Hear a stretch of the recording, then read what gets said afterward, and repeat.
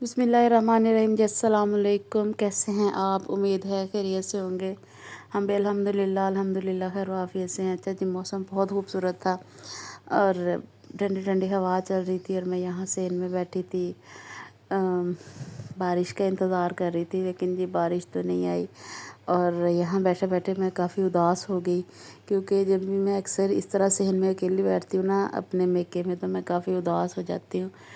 एक टाइम था जब मैं यहाँ अपनी अम्मी के साथ बैठा करती थी सब्ज़ी बनाने के लिए, चाय के 2 कप लेके स्कूल की बातें करने के लिए, क्योंकि मैं और मेरी मदर जो थी वो बाय प्रोफेशन मतलब एक ही शोबे में जॉब कर रही थी। तो और अब बस मैं ये देख रही थी कि ये पौधे जो हैं ये कितने खुश्क हो गए हैं, शायद ये भी उदास हो जाते हैं।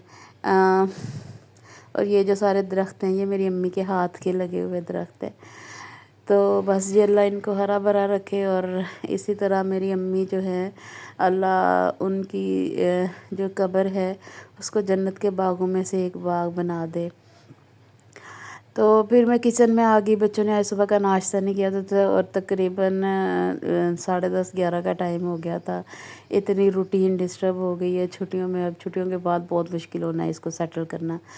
तो यहाँ पर कल आलू बॉयल किए थे और उसमें से 2 मैंने रख लिए थे। तो मैंने कहा मैं बच्चों को ना आलू का पराठा बना देती हूँ। मेरे पास इतने वो तो नहीं थे, स्पाइसेस तो नहीं थे, सब्ज़ मिर्च और हरा धनिया भी नहीं था। बस फिर मैंने इसमें सिर्फ नमक, मिर्च और सूखा धनिया और सूखा होशक जो ज़ीरा होता है भुना हुआ कुटा हुआ वो डाला और मैंने उनको पराठा बना दिया।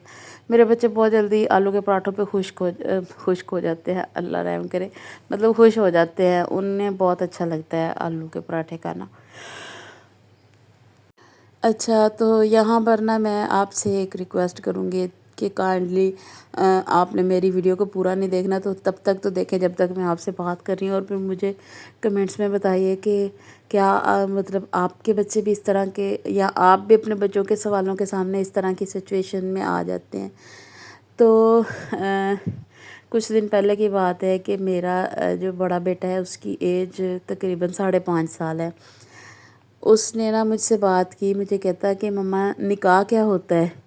तो मैंने खैर उसे जितना समझा सकती थी उतना समझाया।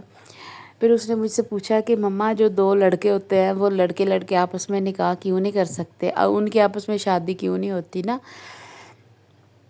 तो मैं बड़ी सरप्राइज़ रह गई। मैंने कहा आपको ये बात किसने कही?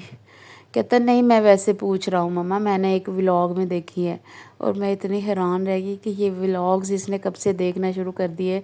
हालांकि मतलब ये तो मेरे अंडर ऑब्जर्वेशन रहता है। जो टीवी हमारा घर बहुत बड़ा नहीं है कि या किसी अलग कमरे में बैठ के टीवी देखे, चलते फिरते मेरी नज़रों में आता रहता है। जो भी है छोटा सा घर है, मतलब वही टीवी लॉन्च, और वहाँ गुज़रते चलते फिरते हर काम करना मैंने ही होता है।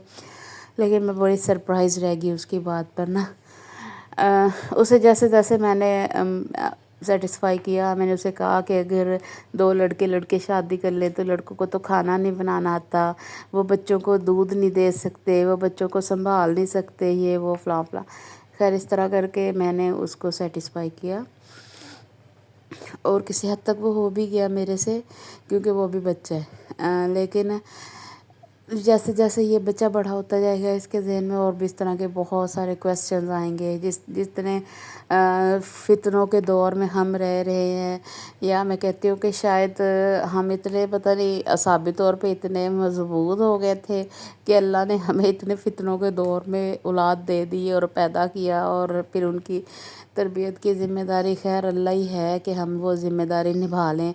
अपने बच्चों को एक अच्छा मोमिन ना बना सकें तो एक अच्छा मुसलमान तो बनाएं।